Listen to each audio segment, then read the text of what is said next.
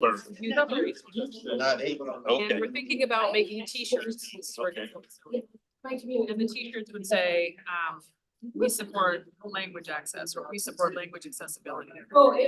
And I was going to go find out how to write that in Can you help me with that? Oh, absolutely. Okay. Well, that'd be fun. So. And I only have Good idea. 7 days to compare, so I. Yeah, no, that's one thing that we've all learned in this project is don't trust Google by itself. Right, And you don't even if you get the right words, sometimes culturally it sounds still. Okay, stand by. We have about 30 seconds. 30 seconds till we're live. You got the shirt on, it's fine. Tim, and I was like, is this how you invite you to around? Put on a t-shirt and. Look at your shirt. You need a. Yeah, I it's would not not say bad. Gotta wear it necessarily well. bad, I would say. All right, got about 30 seconds. We have, I gotta tell you. Cliff, did Kim mention to you that she wanted us to like kind of introduce ourselves before we start reading our piece? You guys know He Bill was too Camper? busy.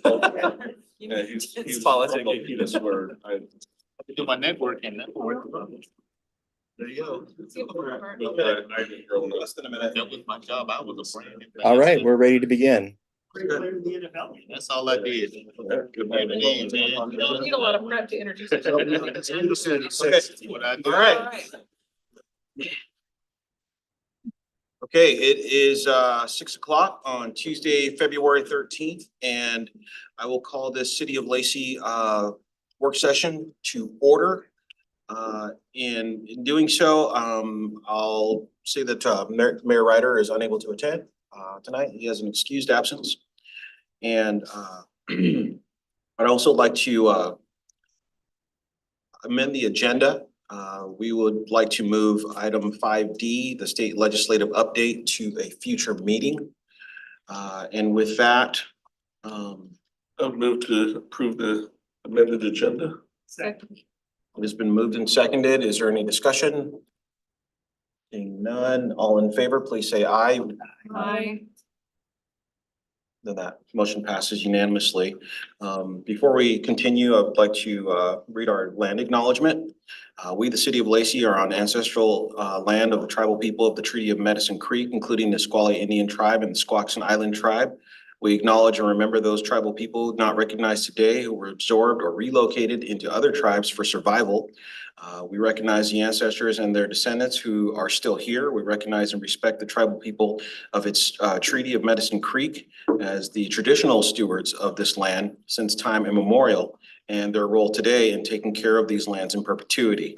We recognize and have the responsibility to call attention to the histories of dispossession, forced removal, and abridged treaty rights that allowed our nation, state, and city to develop as it has today. We recommend that community members read the Medicine Creek Treaty of 1854.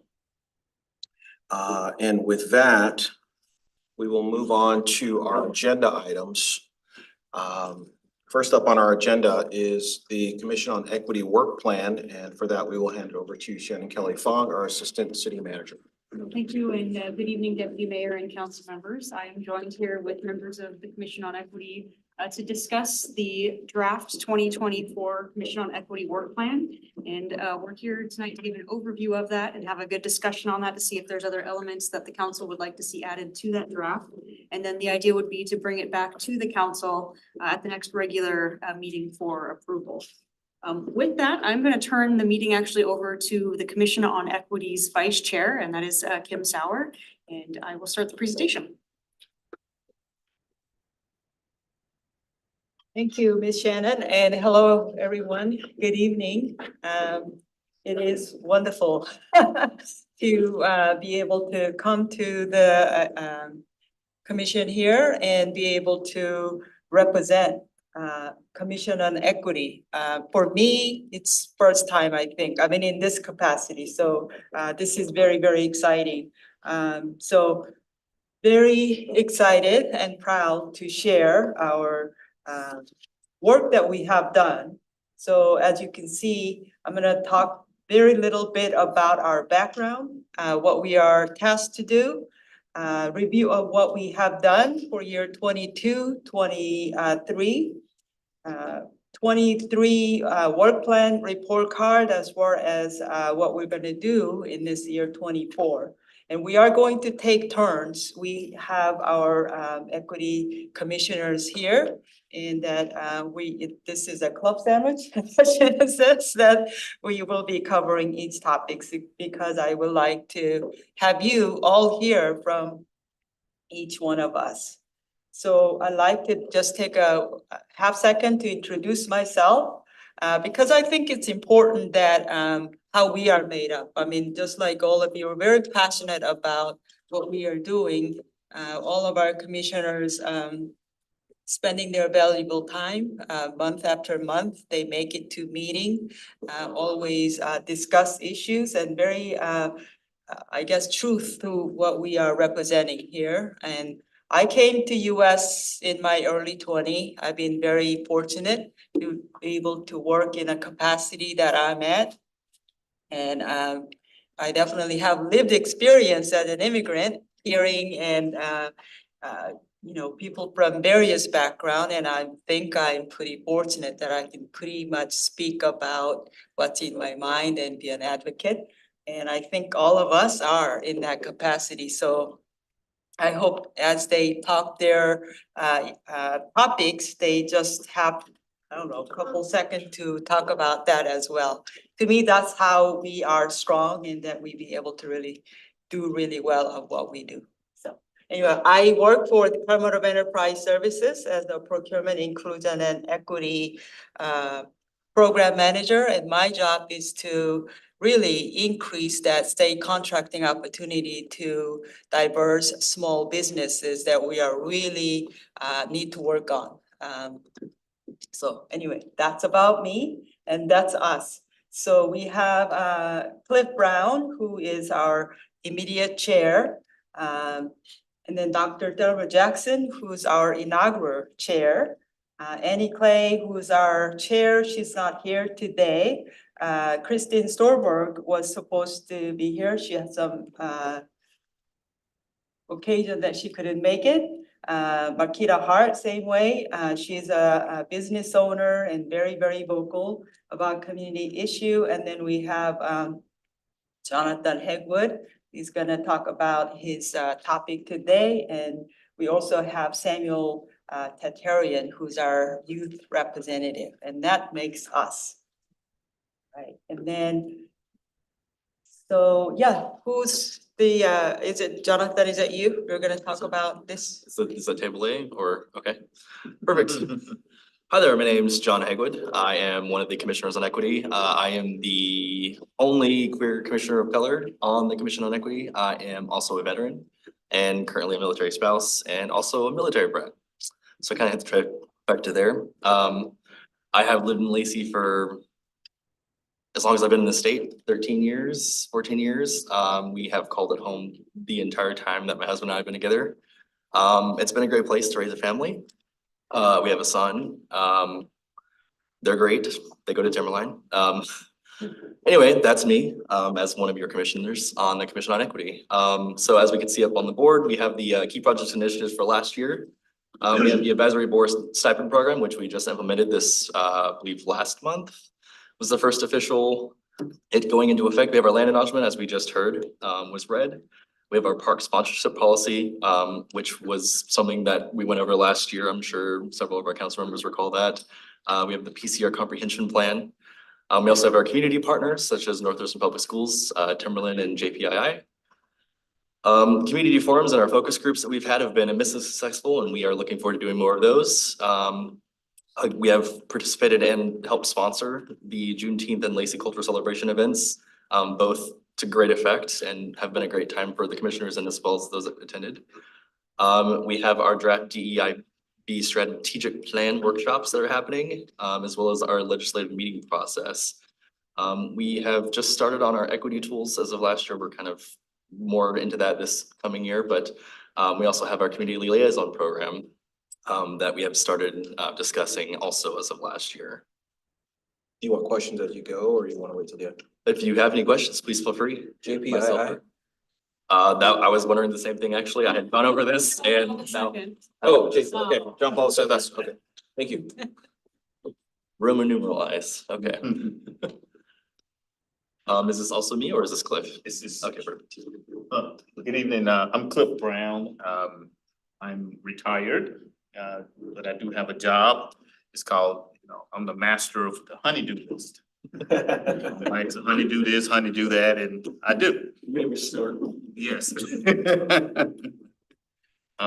Yes, I'm a veteran as well, came here way back in 1991, been here ever since, made this a home, raised my kids, they graduated from River Ridge High School. Yes, my daughter graduated from University of Washington. And my grandson now is currently at River Ridge High School. So, yeah. As Jonathan mentioned earlier, we've done a number of community forums. We started in 22, but we continued in 23. And a number of you attended some of those, and we really appreciate you being there and having input at those various forums. So we had the Black and African American Forum, which was probably our largest one that was held at New Life Baptist Church. We have the LGBTQIA+ forum at the library and the immigrant community forum at the library. So we appreciate those organizations allowing us to hold those forums in their locations and the support that they provided. In each of those, we received a lot of feedback on those, and we'll talk just a little bit about those. Previously, we had, the community engagement session and focus group. This was back in 22 with the senior citizens. And they gave some great feedback, mainly around transportation and the challenges with transportation. That was the biggest takeaway from that session. And then the youth council, looking at how they can, engage and really be a part of the community. And then we did the online surveys that we did. So, the immigrant forum, did that turn out pretty good or? Yes, it did. And we used sort of a different format where we broke off into subgroups, like the Hispanic, Spanish speaking group. We had Asian group, and there was another Korean, group. So we kind of broke off and we had some questions for them to respond to. And then we had each of the subgroups to report out to us. They had an easel and they reported out the things they discussed, provided recommendations and feedback. Okay. Are they finding that in public spaces, they're getting their language translated and able to engage? Well, that is a challenge, and Kim she's really engaged in that aspect of it. That's since we started the commission, that has been a drum that she's been banging on from the beginning to the end, with translation services, written communications, having, people they'll be in language, be able to have meetings and things in language. So I don't know if Kim wants to add to that, but that has been something that she's passionate about. Okay.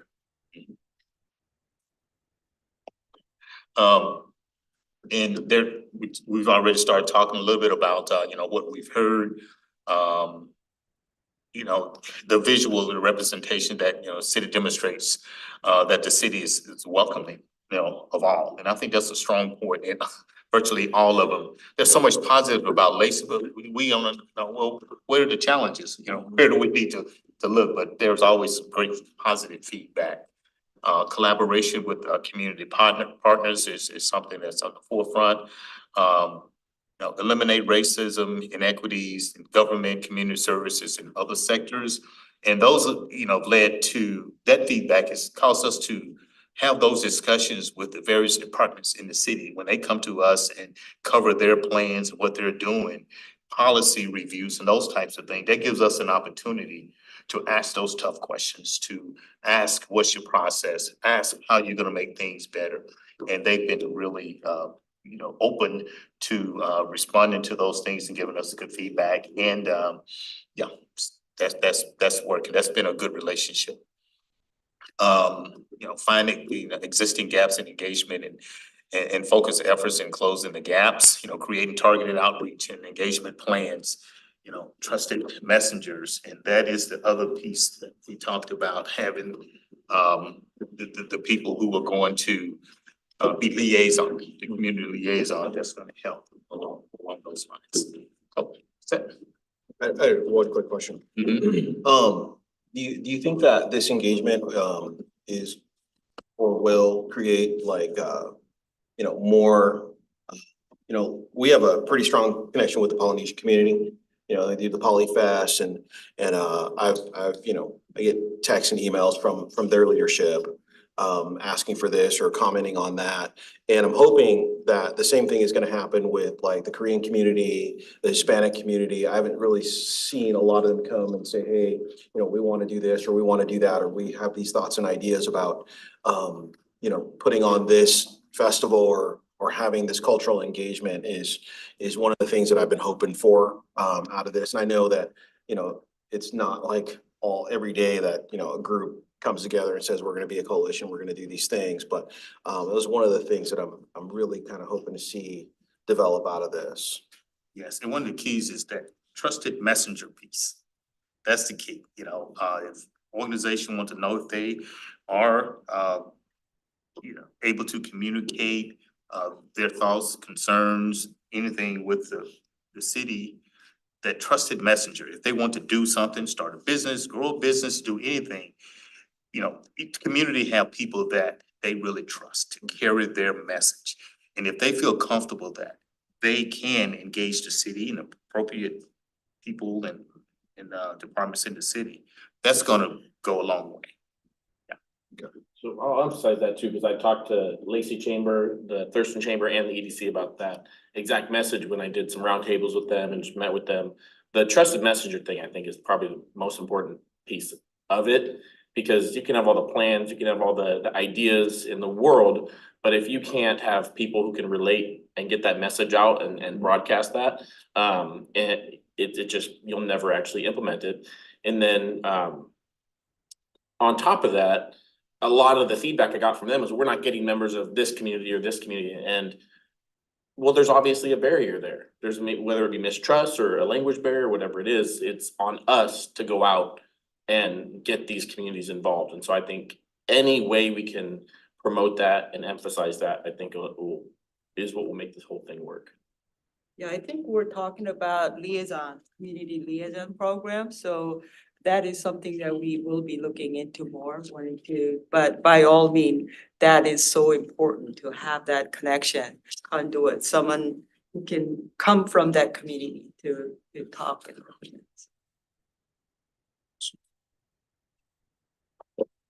So we have one more slide of some feedback that we heard from Oh, we do? community forums. I thought I was done, huh? Stuck in there. Oh, and that is something that I'm passionate about, is having a place where people can meet and engage with each other, like a welcome center or something where you come in and that's a clearinghouse for people who are new to the community, or someone in the community want to do something. If there's a language issue, if they're immigrants, those types of things, I akin to the military. You show up on JBLM, you go to, used to be Walla Hall. Still is Walla Hall. That's the clearinghouse. When you show up, your family, they talk about schools and everything you need is there. Lacey had a center like that. And then, there's a more contemporary way of structuring it, so what works for Lacey, not cookie cutter, but what works for Lacey that everybody can come in and really be able to meet and engage with each other. Host more events in the community and more community forums. So this year, I'm sure we'll be doing more. We're gonna look at what areas, because we're gonna look at the, what do you call it, not the disability community, the mobility community. It's gonna be one that we're gonna be looking at, as well. The information, we talk a little bit about, multiple language and communications written, form as well, navigating the government systems, who knows how government works, the city works, if they want to engage it, how do you go through? I have a friend that wants to start a new business. He wants to know, what are the steps? And how do I work with the city and through, the city to start this new business that I'm looking at housing here in Lacey? In-person events, in-person events only can be a barrier. So having a hybrid system, some written communications and other things will make a difference. That's the, you know, the new normal. What is the new normal? It's not just in-person meetings. We all know that. Yeah. Okay, thank you. And so this is a really high level overview of some of the things that the Commission on Equity has heard. And as we're working through the draft diversity, equity, inclusion and belonging strategic plan, there's going to be a lot more information included as part of that for what we've heard from the community and what we will continue to hear from the community throughout this process.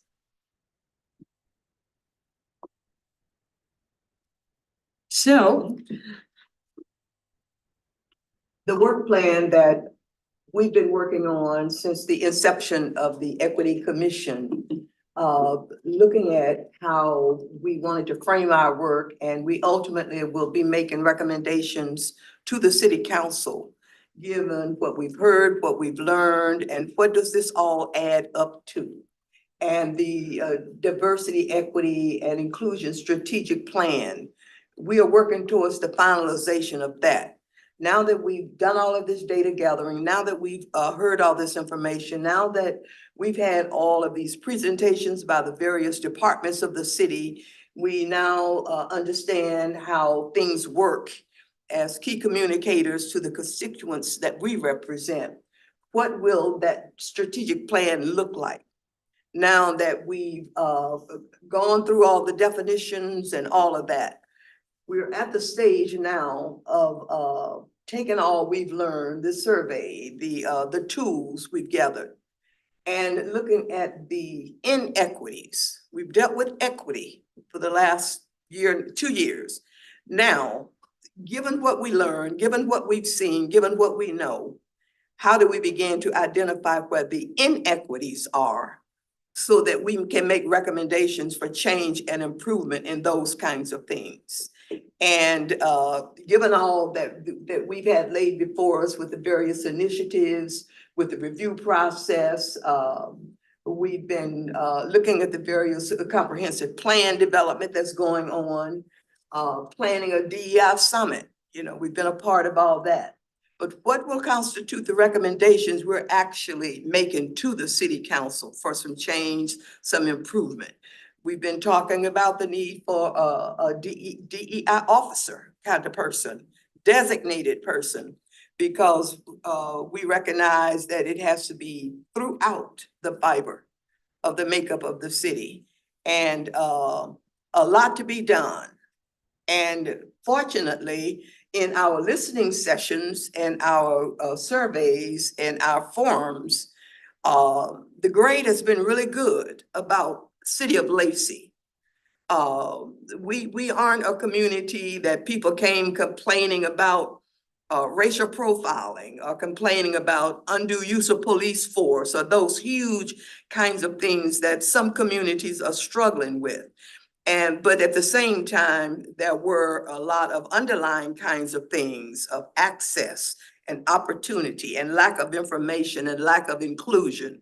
So those are the kinds of things we'll be making recommendations towards. So as we move forward with the second phase of the Equity Commission, the first phase being this first 3 years, and then move on with some other people and some other issues.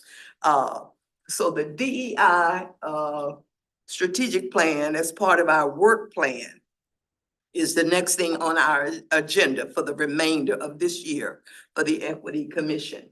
And as my colleagues have indicated, we'll continue those things of public forums and surveys and data gathering and looking at all the other activities going on in the city that informs our work, and not working in isolation just as an Equity Commission.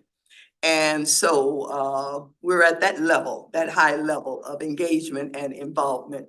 And these joint meetings with the city council are very helpful in that regard. So commissioners, I'll take you really quickly through an overview of what's included in the draft 2024 work plan, and then we're going to open it up for just general discussion.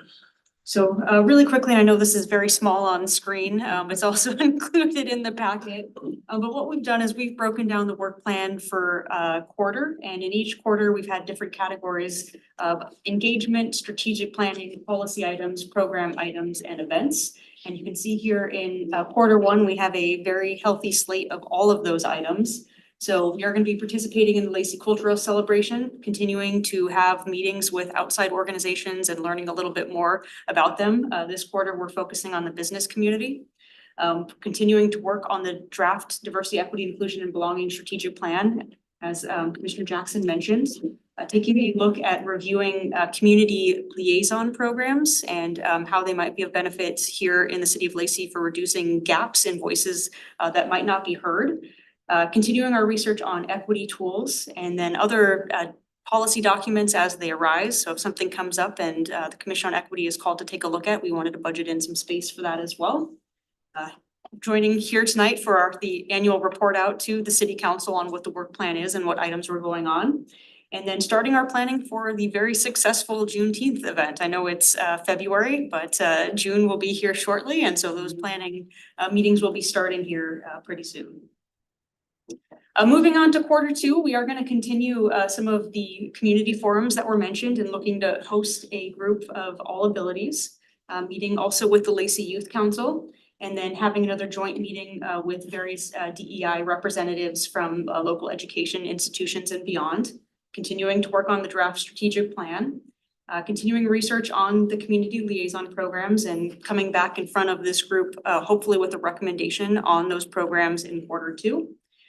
Continuing the research on equity tools and starting the review of advisory board recruitment process. So I know previously we took a look at the stipend program and now we want to holistically look from the start to when recommendations are made, if there are any ways we might be able to enhance and improve our current system to make sure that we are, hearing, a variety of voices and getting the messaging out throughout the community. We'll also start working with the Community Economic and Development Department on the comprehensive plan, and we know that this is going to be part of this body's work for the next couple of years on that as well. Reviewing other policy documents as they come up, taking a look at community survey options, hosting the Juneteenth celebration, and then starting to plan for a DEI summit. And the idea with the DEI summit would be this would be something that would be open across the community to be involved in. Moving to quarter three, continuing on with our meetings, this time with DEI representatives from other government entities, holding another focus group, making a recommendation on the draft strategic plan, continuing research on equity tools, including equity maps, continuing to work on the comprehensive plan, and making a recommendation on advisory board recruitment processes, and then also making a recommendation on the community survey. What is an equity map? What is an equity map? That is a great question. So equity maps are useful tools that can help inform policy decisions. So it takes data points from a wide variety of sources. So not just demographic information, but it can take health information, where access to parks are, just as a few examples. And it helps compile that information into something that is easily digestible. So it can be used for the city to help inform policy decisions, but it can also be used for the community to also help inform, for example, for nonprofits, grant work that might be available. So there are some communities that have equity maps, and I would recommend checking out the city of Tacoma is a good example of an equity map that is readily available. Continuing to plan the DEI summit, and then taking us to quarter four. You can see it gets a little bit lighter here because as you can see with our report card, I've tended to load a lot of things early on. So I wanted to make sure we budgeted some space here down the stretch, but really continuing to work with our focus groups, starting to recruit potentially new Commission on Equity members, starting the implementation of the strategic plan after the recommendation and hopeful adoption, and then continuing to do research on equity maps, involvement with the comprehensive plan, and coming back here to craft our 2025 Commission on Equity work plan, and then hopefully hosting our DEI, our first ever DEI summit. So that is a very quick overview of the work plan. And certainly if the council has any questions about it, we'd be happy to answer that. Do you just need a head nod to move this on to a regular council meeting or? Just to once the council's had a chance to ask questions and conversation, we'll just, that consensus moving on to a consent agenda in a future meeting, so no field decision. Well, I just want to say, first of all, Jonathan and Clifton, and I know Commissioner Hart is a military family. Thank you for service. I think the service on this commission is just as important, if not even more so, than service to our country. I have a family that's diverse. So it's important work, and I appreciate you guys and your time and service to that.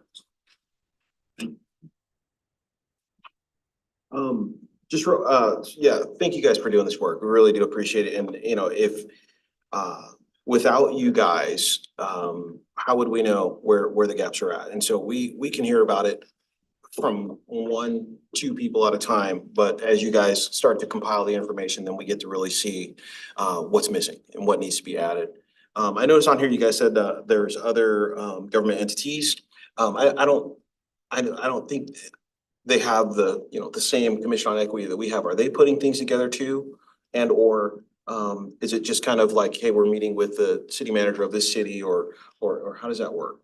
And so it's certainly something we're gonna take a look at, and it's a little bit later on in the year, but we wanna reach out to all of the staff representatives and just get a good understanding of, hey, what's going on in the community? And then, moving beyond that, we can certainly see if there's other individuals who wanna be involved at different levels in the organization, but really the focus was, hey, let's get our staff together and maybe some commissioners from other bodies together to have a discussion about what are we seeing in the community? What might be things that you all are focusing on that we should take a look at? Or what are some things maybe that we've done here that we can kind of help show you how we walked through this process? Yeah, and as I've been walking around and been engaged, people, they recognize on the commission here in Lacey, they are questioning that, what are some of the things you all doing, and how are you working with the council and those types of things? And they're saying, well, we have this, but we haven't done that, but we're working on, they're interested in what we're doing. And so they want to collaborate. They're really interested in collaborating and working with us. And even like the League of Women Voters, she's been engaging us and asking questions. They have some things that they want to work on to move, forward as well. So the word is getting out. Yes. I would further comment on what Cliff is saying, that when we did have a gathering of the DEI entities in Thurston County, we discovered that the city of Lacey was further along than any of the other cities, as far as our plan of work, as far as the things we were engaged in, the kinds of activities. A couple of the other cities, they had started and stopped and started and stopped and went so far, ran into a brick wall, started and stopped. And it was with our methodical beginning process that we spent the time up front determining how we wanted to conduct ourselves, how we wanted our guidelines to guide our meetings, overall plans of work and how we wanted to get there. And as a result, we were able to start and keep going, other than running into brick walls where we just jumped into it, tacked on to the words diversity, equity, and inclusion without everyone being in unison of what that meant to everybody. For starters, we spent time agreeing on definitions. So those things helped us as we got into the meat of our work, that we didn't have to go back and argue about terms and definitions. We had all that behind us.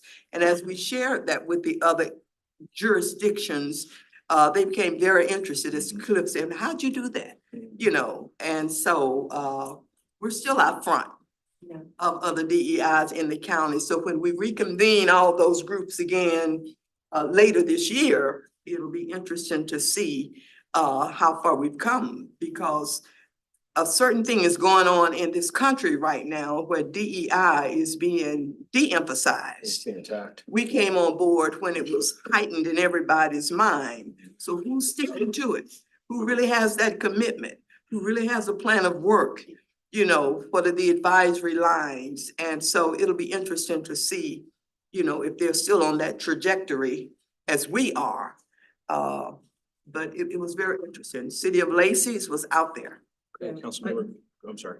Bob. Thank you, Dr. Over here, first, Councilmember Greenstein had a comment. I was just gonna say that I think what I'm most interested in learning from the commission is what are as you're doing the work and gathering all of this, where are the inequities? Where are we missing the boat as a city? I know that's part of the work that you'll be doing this year. That's what I'm most interested in learning is, where do we need to make improvements? What do we need to change to make sure we are being equitable and fair to all parties? Yeah, that's our focal point right now. That's the stage we're in the work of this commission. Thanks. Councilmember Thomas. I wanted to thank you for your comments and to, we're kind of lost a moment here, but when you were talking about laying the groundwork for the commission, our city manager is fond of saying, you have to start slow to go fast. And I think this perfectly illustrates that philosophy. And I really do look forward to hearing the recommendations you all come back with and working to support this. I should say it's very impressive how much in 2 years has been done. And then I also was wondering, is the number of commissioners set, or is there thoughts or talk of ever expanding that just to make sure there's more people being represented, more opportunities, or is that going to be kind of how 7 to 8 people? Is this a population-based number? No, this is something that was set by the council in ordinance. And so certainly I think that's something that the commission could look into in the future and come back to this body and have another discussion about that at a later time, if that was something that the council would like us to do. Oh, sorry, right here. I'm sorry, right here. No. Oh, I just wanted to acknowledge that good group of us, but also leadership under Shannon. She's just amazing. I think that having that really good leadership and that thoughtful planning makes us really strong, and that we don't go stop and go and stop and go. We have this. So I really wanted to give kudos to Miss Shannon. Here, here. Consistent momentum. Yeah, it sounds as though we built a very solid foundation at the beginning, which is heartening. I actually had a question, Shannon, you said that you have a tendency to front load the agenda, and I don't want to pile on, but I'm curious if the commission has had a conversation about a Pride event. Because Olympia has a very big Pride series of events. They have a whole organization wrapped around it. But Lacey hasn't traditionally had a Pride celebration. And I know I attended the LGBTQ forum, and we heard from that community that Lacey is a welcoming place for the LGBTQ population, but that it's not always super visible the way that we welcome that community. So I'm just curious if that conversation had happened.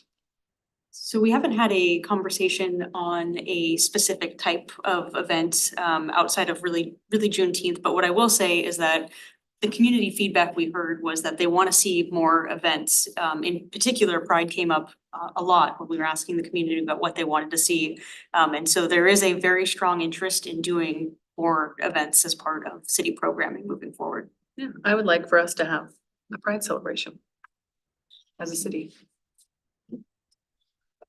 Well, before we move on, I want to thank you guys again for the work. The DEI work does occasionally come under attack. And there are detractors to this work, but I see a whole lot more benefit to this work than I've seen, that this work causes any issues or causes harm to anyone. So when I see that stuff and I'm just like, in my mind, I'm thinking, how are you seeing this as a negative? Because I've heard those comments and got those emails like, this is not a good thing, or whatever the case may be. And I see those things and I'm like, if, everybody in their life has felt left out in some way or another. I got an email today, and it was from attorney of a group, and they sent it to me, and they said, we just wanted you to be included. And I thought, man, I was very happy to be included in that. It was some high level stuff, and they thought of me. It kind of changed my perspective a little bit about that group, because they included me. So a simple invitation or just letting people know that you are part of the process, you are a thought to us, can change somebody's level of wanting to be engaged or wanting to be a part or even wanting to, participate even at the smallest level. So, never underestimate the power of a personal invitation is something that, Pastor Dave says, and I think you guys are extending an invitation to the community that this is new for us, and I hope that people are receiving it well and are feeling welcomed in this community and feeling that, I am a part of this community, no matter how big or small their contribution currently is, because when we open the door like that, we become something more, something better for everybody involved. So thank you guys for doing this. Does anybody else have any comments before we move this on to next week's consent agenda or a future consent agenda to be approved? My question is, if we did have a comment or wanted to see something added, would we just reach out to the city manager's office and ask if that would be something that could be added to the work plan? Yeah, reach out to me or Shannon, whichever is most convenient. So, Okay. All right, well, with that, then I will, if the council all agrees, I will say, let's move this to the consent agenda for approval. Looks like we're all in favor You of don't need a that. motion or anything on it. Nope. Great, well, thank you, council. Thank you. Thank you guys for being here tonight. Thanks for having us. I'm gonna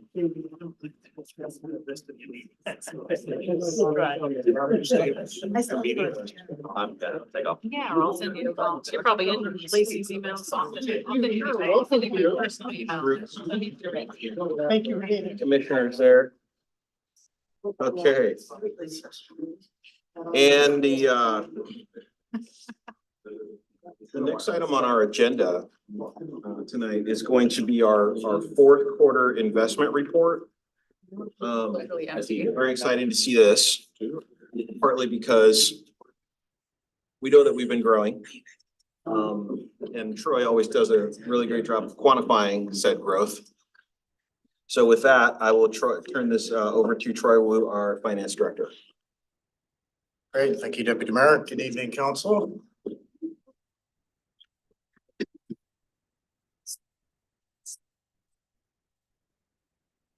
All right, so what I thought I would do as well is give maybe a more in-depth review of the policy itself. When I had the opportunity to meet with Councilmember Dunning, I kind of realized that the majority of council actually wasn't involved with the original adoption of this form of the policy. So a lot of change in about 6 years. I think we adopted this policy in its current form in 2018. So it's been 6 years now. So yeah, we'll kind of walk through the policy. I think it's important to kind of think about our groundwork, and what's really important within the investment policy is staying disciplined within the policy. And that's really difficult in some of these times. So again, I appreciate the time to be able to kind of walk you through the policy. So the policy review itself, kind of want to talk about the, the governing authority. As I said, this was adopted by the council. The council does this through resolution form. Like I said, the first version of this policy was January 2018. We've probably updated it 4 or 5 times. It seems like it's annually. Last year and this year included were the first 2 years I don't think we had an update. So we've had a couple different versions, but as we've talked to the council, we've really just focused on the changes. So the policy itself, it emphasizes, good stewardship of public funds, obviously safekeeping of those public funds, and we want to make sure that we're legal within state law and the policy. The documents and the guidance we take for the policy, we focus on RCW. We take a look at the model policy by the Washington State Treasurers Association. And of course, we follow guidance from the state auditor's office. In terms of our own local authority, the LMC actually designates me as the finance director, as the city's treasurer. When I look at LMC, it's really the only thing I'm responsible for. But obviously I do a lot more. I was thinking, wow, I just have one line in LMC and that's all I do. But it sure seems like more than that most of the time. In terms of objectives, we have 3 main objectives within this policy, and these are in order. That's important. Safety. I mean, that's what we do First and foremost, we want to keep those funds safe. We don't want to ever lose any of the public funds, so this is our number one objective. Second is liquidity. We always want to make sure that we have adequate funds to pay for the projects and the priorities, initiatives that the council has identified. It doesn't do us a whole lot of good if we have money invested and can't actually move the organization forward. And third is return on investment. So the third and last objective of this policy is what we earn. That doesn't mean we don't try to earn funds and to further the ability of the city to actually move projects forward, but those other two come before any earnings, and we take these objectives into every decision we make in each investment. So standards of care, like I said, the council delegates its authority through resolution and policy. The city manager and finance director are the ones that the council has appointed as being responsible for the management of this policy. We do have an internal investment committee that's made up of myself and 3 other members of the finance department. We look at every proposal that comes to us and we make decisions on whether to move forward or not. We have hired an investment advisor. This is a non-discretionary type of service. So they basically go out and market and find proposals for us to evaluate, but they have no decision-making authority within this policy. So they simply give us proposals and we have the final decision on what we actually invest in. So standards of care, this policy uses the prudent person rule. There's your legal definition, but really this is treat the money as if it were your own. So I think that's one of the highest levels of care, really. There is a section for ethics and conflicts of interest within the policy. One of the main conflicts you could have is if anyone involved in the enforcement or the management of this policy has a conflict. So if I owned a bank, as an example, we shouldn't make investments within that bank. So looking at what we actually are authorized, so this policy mirrors the state code. So anytime the state legislature makes a change to either ratings of certain types of investments or types of investments themselves, we typically follow suit and adopt those within our policy. There are several sections within RCW that authorize certain types of securities. We look to guidance from the policy itself. The only pool that we can invest in is the Washington State investment pool. I had a question about that. Who decides what gets to go in that pool? The state treasurer, so it's a division of the state treasurer's office. It's basically a separate, called kind of different, a separate business segment. I'm actually on the advisory committee for that pool. But this is a short-term approach. I don't think we could legally invest in anything more than 90 days. So this is really overnight investments. In fact, I just looked at the weighted average maturity as of the end of January. It's 11 days. So in theory, every 11 days, these investments are turning over. So they develop strategies as well in terms of what's happening in the market. We're currently in a shorter maturity range just because there is an expectation rates are going to go down, and kind of just want to make sure we're flexible and mobile when the market changes. That was my next question. What's the Fed saying about next month? There was just some information released today on that too. Yeah, inflation was about 0.2 higher than they expected, so that could push those rate cuts down the road even more, but. Yeah, they may wait to make the next cut. This year's it's gonna be a weird year, especially with the election. Those rate cuts are gonna. Yeah, I saw the inflation numbers going on the CPI, and the bond market lost 63 bips today, which Treasury went up a little bit. But I didn't know if they had, said or announced, whether, because usually Powell's pretty freaking loud, unfortunately. Anyways, sorry. right. Yeah, so their last meeting, they indicated that looks like they're gonna hold steady versus making a move in March. I mean, I think the markets were hoping that the rates would start to come down in March, but I think the market expectation is under 20% that there'll be a move in March. Mhm. Because they still have a goal of 2% for they want CPI at 2, right? And it was Which is what, ridiculous. 3.1, I think, today. It is. Recent number. So they removed, I think, housing, so shelter from Yeah. the factor. It's still above 2%. It's going in the right direction, but it hasn't hit 2%. Which is Stronger than expected job market. Inflation's staying a little bit high as well. I mean, so the indicators at this point, there won't be a move here. You know, when Greenspan said 2%, he specifically asked not to be quoted and said that that is not something that is actually achievable. This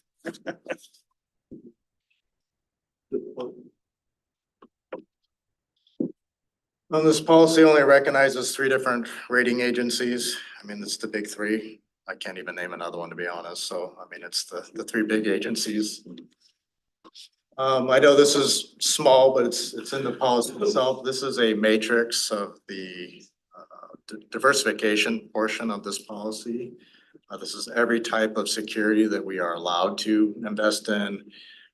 This is a table that shows the maximum holdings per security, maximum holdings per issuer. Talks about the maximum maturity as well as the minimum rating for all of our investments. So everything we invest in falls into this table somehow. There is a section of prohibited investments. You know, this is about, like I said, keeping the public's money safe. So these are just by policy things that we will never invest in. Was mortgage-backed securities added around 2009 or 2010? I'm not sure, but probably, you know, Yeah. it's, you know, ever since Orange County, but back in the 80s, I think that was kind of before my time in local government. That's when a lot of this shifted to very, very conservative approaches. It's just now moving the other direction, but we're certainly moving slow and at a safe pace. There's reporting requirements within the policy. There are certain items that we do have to report on a quarterly basis. We have to talk about yield, transactions, the maturity, that type of thing. We talk about performance in terms of the benchmarks and in terms of how we're performing as a portfolio. The frequency within the policy is quarterly reports. The policy stated that the council is to receive 1 annual report. I do have a question here for the council as we move forward. We've been in more of an implementation phase the last, well, probably 4 years after implementing the new policy, and we took a cautious approach. In fact, we moved slowly in terms of ratings. We kept with the very strongest ratings for 3 years before we became comfortable with the policy and what we were seeing and seeing results. So the finance committee requested that it receive 2 reports. So we traditionally went to the finance committee with a second quarter and fourth quarter report. So I guess my question to the council is, do you want to leave the policy as is and have 1 annual report come to the full council, or do you want to, you know, have me come before you twice a year? So we could change policy to reflect that. And also maybe a question on the format. Do you want it, you know, in this format? Do you want it to be a written report that may be accepted under the consent agenda? So, you know, something to think about in terms of, you know, how we move forward. But right now we're going a little bit against policy, but we're erring inside of more information. I mean, the policy sets the floor, the ceiling for how Correct. often we can be updated, right? And with our shift from going from committee based to full work session based and opportunity for the whole council to hear it, and even if it's twice a year, once is written on the consent agenda and the other one a verbal report, there's two ways we can do that. So go ahead. I was gonna say, you know, having been on the finance committee for a lot of years, so I've heard these reports regularly. I think it would be beneficial to council to get it twice a year. And I prefer it to be a verbal rather than the written report, because written report doesn't give anyone room for questions. People that may not be as in tune with some of the information that's in there, people that don't deal with this stuff on a regular basis may not necessarily know what all the terminology is and such. So I personally think twice a year makes sense, but whatever the council's comfortable with. I can definitely get behind that. And I say that because we were, as it gets to the city manager 4 times a year, sometimes that gets disseminated in through the finance committee, but we're not gonna have that anymore. Are you guys comfortable with twice a year? Yeah, I would prefer it. Okay, what I would recommend is the next time we actually come back to the council with a kind of an overview of the policy, we make that change, but in the meantime, we will just over and beyond our commitment to reporting. Thank you for that feedback and guidance. That's great, thank you. So the fourth quarter report itself,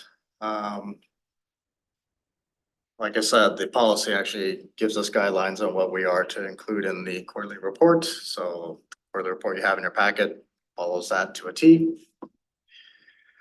Just as background information, we use 2 main benchmarks in terms of gauging our performance.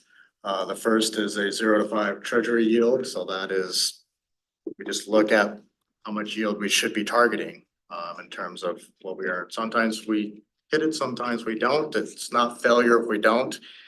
It really just depends on the flexibility you have within your portfolio to meet that yield. So if rates change and like they did in 2022, 2023, we couldn't keep up with those 0.75% increases that the Federal Reserve was handing us. So we were behind the curve a little bit for probably 9 months or a year. I can't quite recall, but the rate was moving so quickly that we couldn't possibly keep up with that benchmark. But No doubt you've calculated the difference that we could have.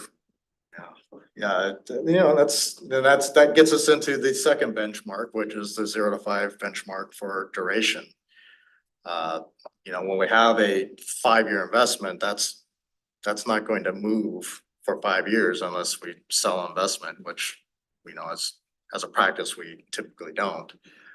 So our benchmark duration is kind of depends on what the market's doing, but it's anywhere between like 1.5, 2.5 years. Right now, we're at 2.2 kind of is our target. And that's really what we think might change in the market. So right now, we are trying to target further out to stretch yield because all indications are that rates are going to start coming down in 2024. So we want to lock in those rates longer, so our duration is going to be extended. So back in the time when there was a possibility, so if we were to sell early, do we have to absorb a penalty for early sale? No, well, some do, but typically, we don't invest in those types of instruments, but this is where the discipline comes in. You could see that if you have, so right now we're buying, a 5-year instrument is in the 4.5%, 5% range. Those are really attractive in the market. So if rates start to come down, the value of those investments are going to go up, right? So if the market's only paying 3%, example, if we're holding a 4.5% instrument, someone will pay us a premium to buy that. But the problem is we're going to lose all that interest for the next 5 years. So our overall plan is to basically ladder these investments so we have interest coming in each year at a targeted time so we can meet our obligations, and we plan that with our capital plans so we have adequate cash. So it would be short-sighted in my opinion, and potentially harmful down the road, in that 5-year time frame. And we don't want to. I was just wondering if there was a cost involved other than the loss of interest. Typically against that first priority, when you listed the 3 and security was number 1. So doing that erodes some of that. Yeah. So fourth quarter performance, the core fund, which is our long-term investments, we have a liquidity fund and we have a core fund. So we're primarily talking about the core fund, which is our long-term. Total net return was 2.76% in the fourth quarter. That is net of fees. So that is, and there's even market adjustments within that factor there. We slightly outperformed the benchmark at 2.72%. Duration dropped to about 2.05 years, down from the third quarter of 2.1. That's really just a function of time. As every day we lose duration, gets one day shorter over our whole portfolio. So it's really a timing issue. But we're pretty close there. We had a little bit of shift into corporate holdings in the fourth quarter, maybe moved away from US treasuries and obligations to about 2% in terms of the portfolio makeup into corporates. Found a little bit of yield in there that, made it, attractive, actually allowed us to diversify as well. At one point, I think we had one corporate holding out of 40 or 50 in the federal government and some state bonds. I'm not saying that the federal government is in danger of getting a poor outlook, but it's the same thing. You don't want all of your eggs in one basket, even if it is the federal government. You think about, hitting a debt ceiling and having, expenditure freezes, and that could affect treasury, and we might not get our interest in those timeframes. I think we talked about that in finance where we were saying how, now we have the ability to buy corporate and we have the ability to buy it at AA. Well, actually, we just moved to single A as well, so yeah. So. Total portfolio yields increased to 3.24% up from just under 3% in the third quarter. So everything's moving in the right direction as far as that goes. Strategy going forward, talked about this a little bit. We're going to, in terms of duration, stay in that neutral to extending a little bit. As we do expect rates to come down in 2024 and probably beyond. So we may look to that 5-year horizon just to stretch out and get a little more yield and lock in that yield for longer. In terms of diversification, we're going to continue to look at that where it makes sense. Of course, you look at corporates, I don't want to use the word more risky, but they are. That's not to say they are risky, but they're certainly less stable than, the federal government as an example, but we're only investing in the highest level of corporate investments. I think our list outside of the financial institutions, I think there's only about 25 corporations in the nation that actually meet our standard. So you're talking about the very top of the corporate world. So we're still investing in very high grade investments. Yeah, when you showed us that list at one of our finance committee meetings, I recall, and it was all companies that everyone would know. Everyone knows they're all household names. We just bought,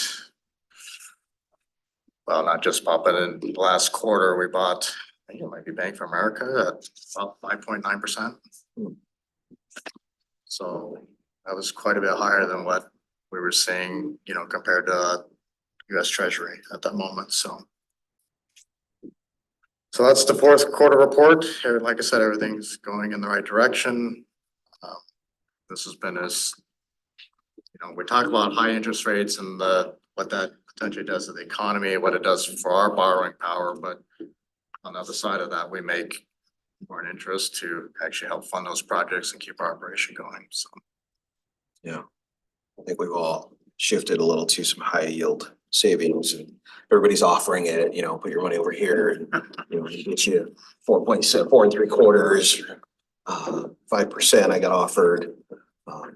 It helps until such a time that it doesn't. it moves fast. Yeah, That's for sure. Does anybody else have anything for the good of this agenda item? Okay. Very helpful, thanks. Great, you bet. Enjoy. We'll see you in July with the second quarter report. Thanks, Troy.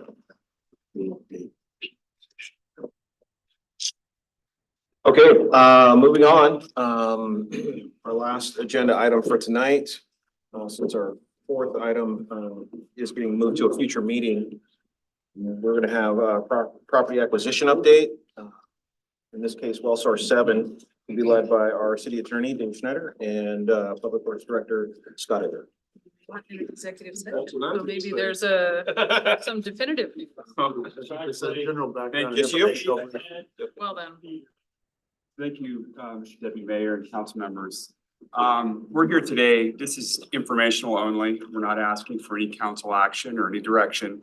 I'm just going to provide an update on a current project and the status so far in property negotiations. And Ed and Pete are here from Public Works, Water Department to kind of overview the project itself, answer any questions you may have about the project, and then I'll jump in to kind of talk a little bit about the status of the property negotiations. Okay. I'm Ed Andrews. I'm the water supervisor at the shop. Councilman Dunning, I don't think we've met. I think everybody else has seen me before, so. Well, 7 replacement, we need to replace a well. So well 7 is in the little blue box in the center of the screen there. And if you're not familiar, it's off of Pacific Avenue behind the old fire department, in between Bowker and Lacey Street. We need to share the screen for anybody tuning in remotely. Okay. Not sure how to share the screen. Happy to Yep, go. that's shining behind you. Escape here.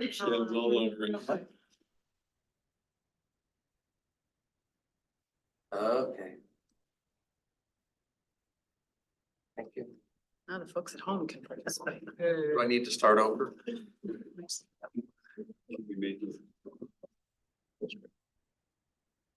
Okay. So there's the well. The well is inside the little blue box. And the blue box is the property line.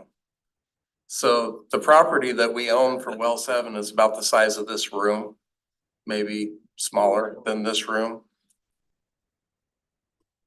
Approximately 1,000 square feet. Well 7 is our largest producer. This graph shows on the left how much water it produced in 2023. So about 480 million gallons of water last year. We have 20 well sources. If you count real quick, there's actually 21 on there. The farthest one on the right, S30, is not actually a well. That's what we call the Olympia intertie. So you can see this is a real important source for us. This chart goes back about 10 years. This is what we call a specific capacity chart on the well. On the left, you have the gallons per minute of drawdown. And you have your dates across the bottom, and you can see that the well has lost capacity over time. So right in here, 2019, we started, oops. I don't know what happened there. So 2019, we started to lose capacity. And in 2020, we did a rehabilitation on the well right here. We had a hydrogeologist that came and oversaw the project, designed the project. We had a well driller come in. We did a bunch of work on the well, trying to get capacity back, trying to get more gallons out of that well. We kind of were successful, and then it's dropped off again. And you can see we've dropped off quite a bit. We were in the 35 gallons per foot of drawdown. Now we're down in the 17 gallons per foot of drawdown. So the well is dying. And we kind of threw the book at it at 2020, trying to get this capacity back. We were somewhat successful. It didn't last long. We have a project starting up real soon here in the next month where we're going to try to rehabilitate it again. We're kind of trying everything we can to save this well, but it is dying. And so, the well was drilled in 1976, so it's 48 years old.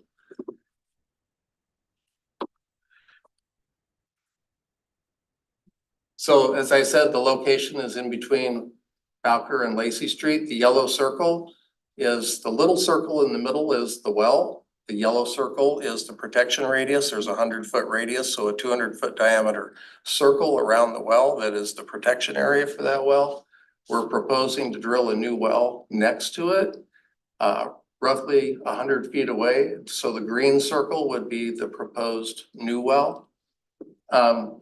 The hydrogeologist strongly recommends that we stay as close as we can to the old well to encounter the same sediments and the same capacity that the current well has.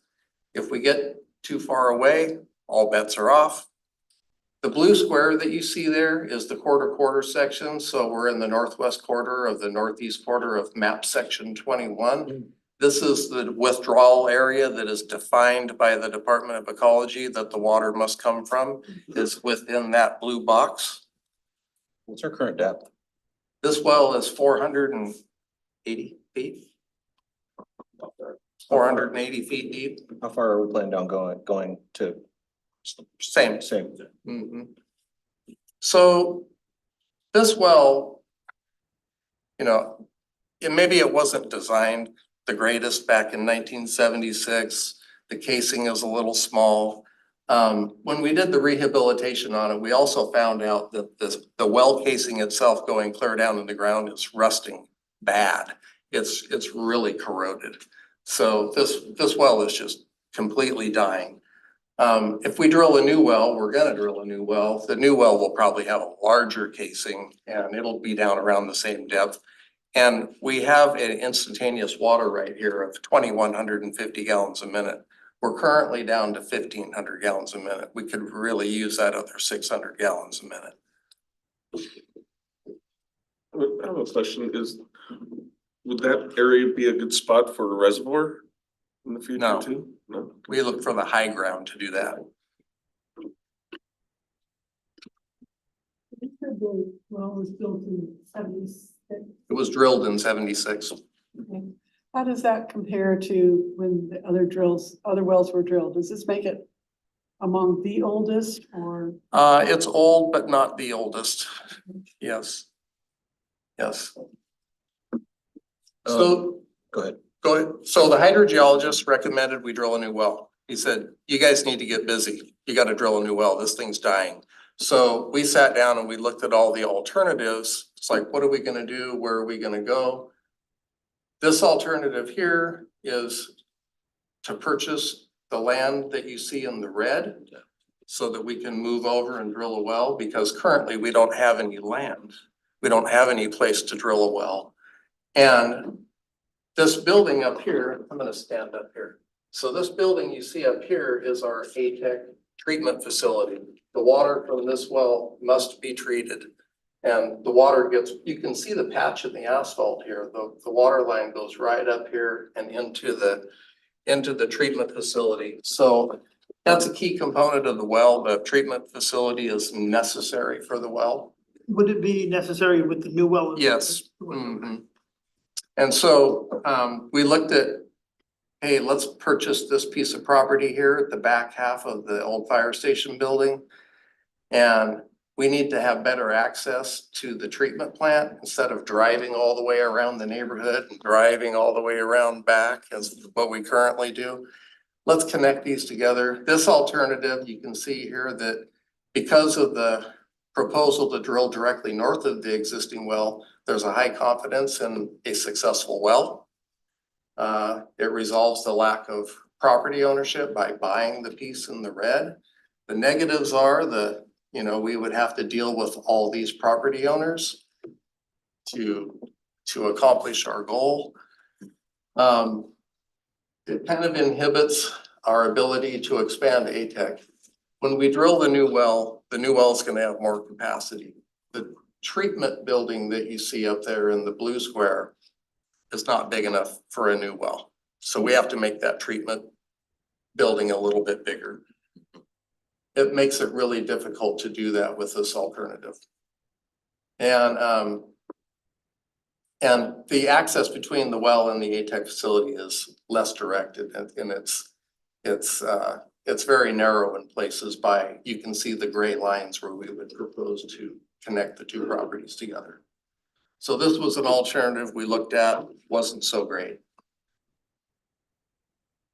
Another alternative we looked at is, hey, we already own a piece of property. We own the property in the blue where the treatment building is. We own the property that the museum is on.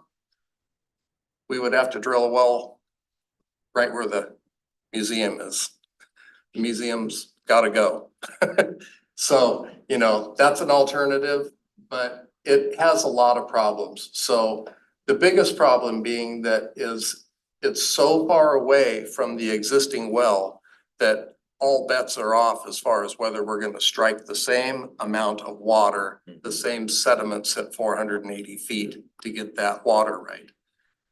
It's a risk. You could spend a lot of money and not find any water or not find the quantity that you're looking for. The other big problem is obviously the museum. And so low confidence in a successful well, the existing museum building must be moved. These other properties that would be affected by the big green circle, they're not on city sewer, they're on septic. So that would have to be dealt with. We can't have septic systems in this green circle. That's a bad thing. Expanding our ATEC building, you can see because of the roof line, trying to expand the building this way, it's gonna be really expensive. It's just not a great thing. And then another thing is that 50 years from now, there could be people in this room having this same discussion. Because the new well hopefully will last a lot more than 50 years. But, you know, these things don't last forever. It's gonna die, you know? And so if we drill the well here, what are the people that are sitting in this room gonna do 50 years from now? So this is our preferred alternative. This is purchasing that same piece of red property behind the well, behind the old fire station. It is purchasing the big grassy field there, which is owned by Ron Ryder. And it is drilling a well close to that property line.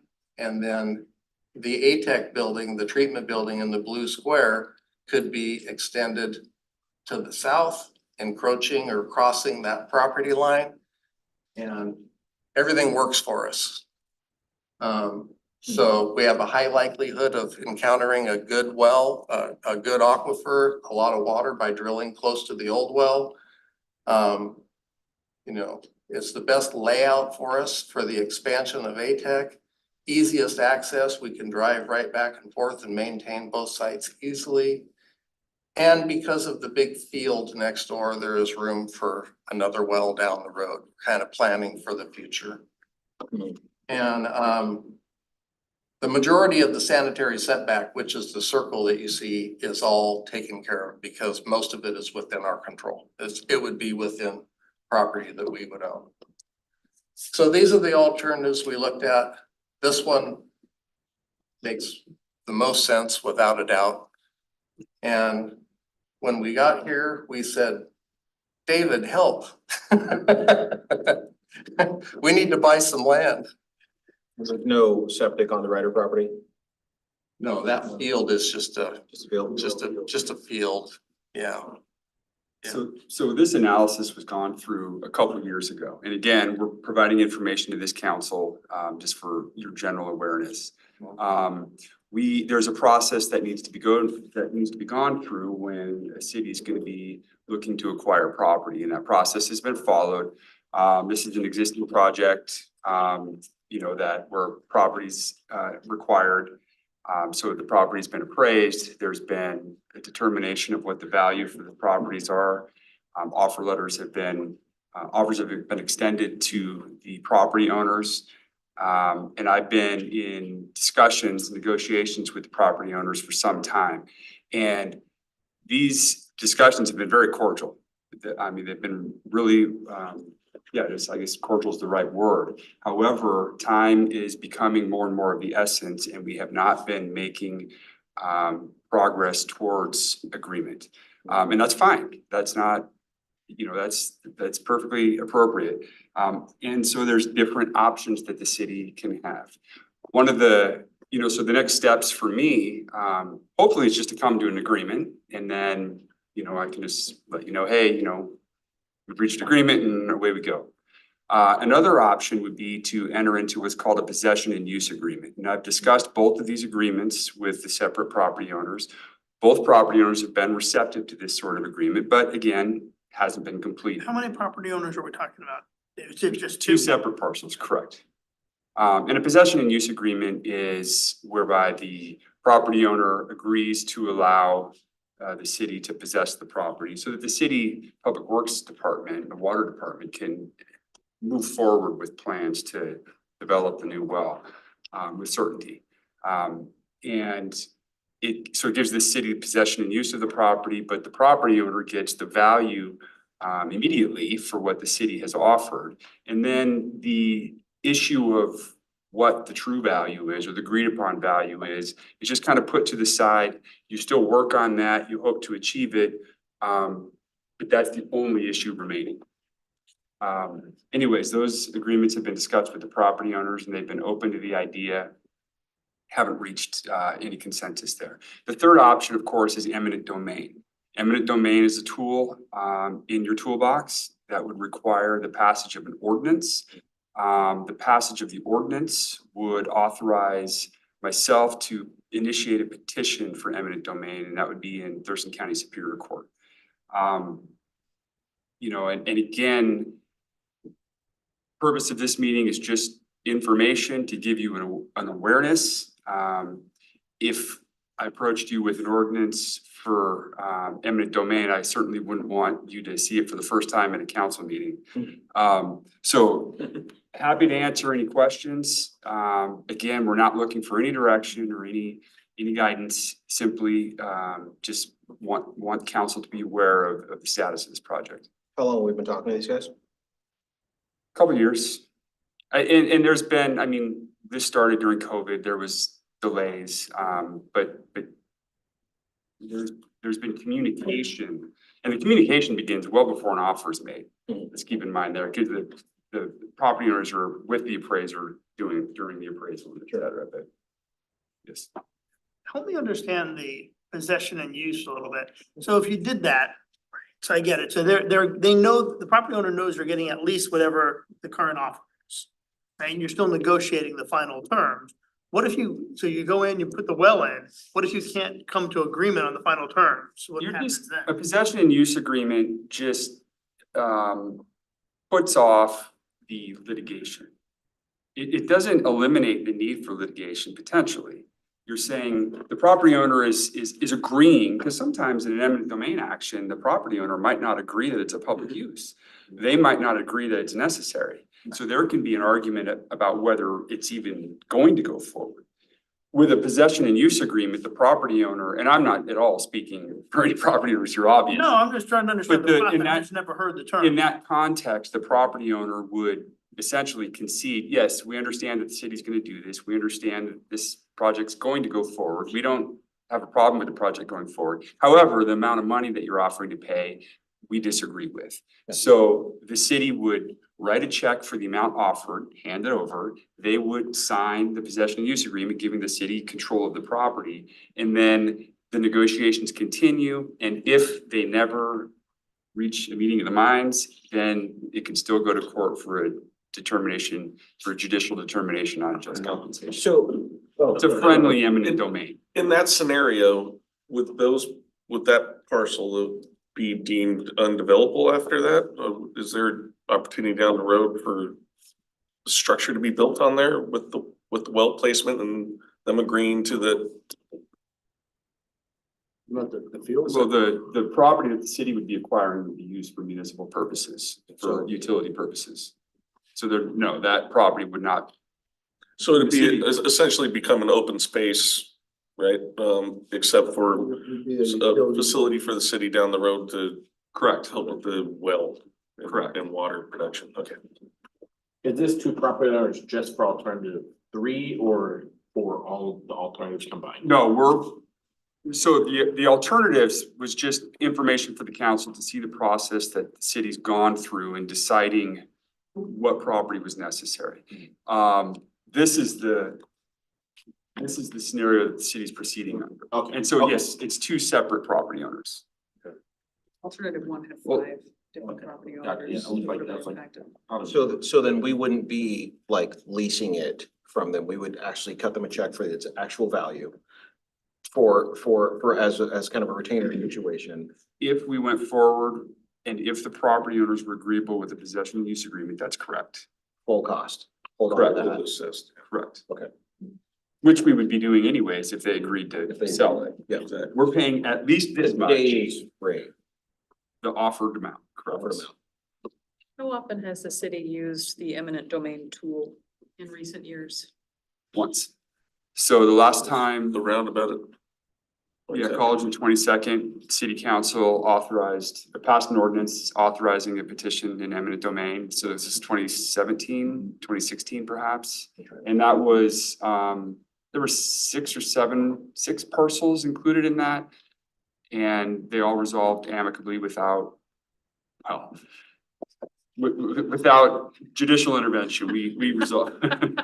We never Yeah. actually used the eminent domain because they. No, we did. We filed an action. Filed, but you resolved them without going to court. It didn't, well, we were in court. It didn't go to a jury. Okay. Yes, we resolved it short of an actual Right. trial. There was also 8 other parcels involved that was off the table because we went with the. Several of them resolved very quickly. One of them took a little bit longer. Is this pump at a status where a catastrophic failure could happen at any time, or is it just, we're just talking about reduced? It's dying a slow death. It is reduced capacity. We are gonna pull the well out of the hole in March and we're gonna do rehab. At that time, we'll televise the well again. We stick a TV camera down in there. We do test pumping. There's a bunch of analysis that is done by the hydrogeologist to determine the health of the well. But it is dying and, you know, it takes time for our engineering staff to hire a consultant, design the well, build and go out to add and construct it. It's quite a few years. And so We should not wait. we're in a hurry. If you look at the graph, you look on the left side of that vertical line, the 2019 line, if you do like an eyeball regression, you can see it was declining ever so slowly. And that's what it's done through its lifetime. And then something occurred in the formation around that point in time, and it stopped delivering water nearly as well to the pump. And what would be the timeline once we start building the new one for it to be? Once we get approved, whatever direction we go in, what, 30 years? I'm gonna let Peter answer that. So it's not that complicated to design the well. So pumping the water out of the ground would be one thing, but you don't get the additional capacity that we're hoping to get out of the well until the treatment facility is upgraded. So in terms of time, I would take a swag. We could probably have a well constructed within 18 months, 2 years. As far as additional capacity, probably a couple more years beyond that. Not too many years ago, we were pumping around 17 or 1,800 gallons a minute. Now the well is down to 1,500 gallons a minute and it's just, there's not as much water over the pump when it turns on. Right. So it's producing less water and it's. Does acquiring the property, building the well and upgrading the treatment facility require a budget amendment, or do we have funding to do all these things? It is a project that is in our capital Okay, so it's project already list. built in. It's budgeted. Okay. Mhm. Councilmember Cox, you had a comment? Yeah, just a question.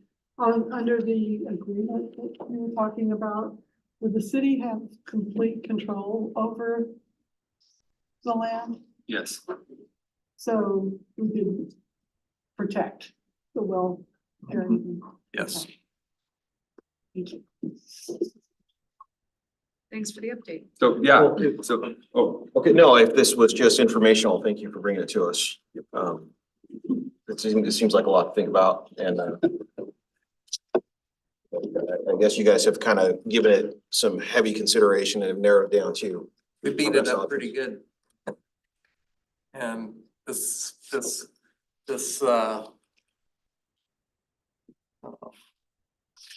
is where we're at. Best to be available. So there's been a lot of alternatives been weighed and this works.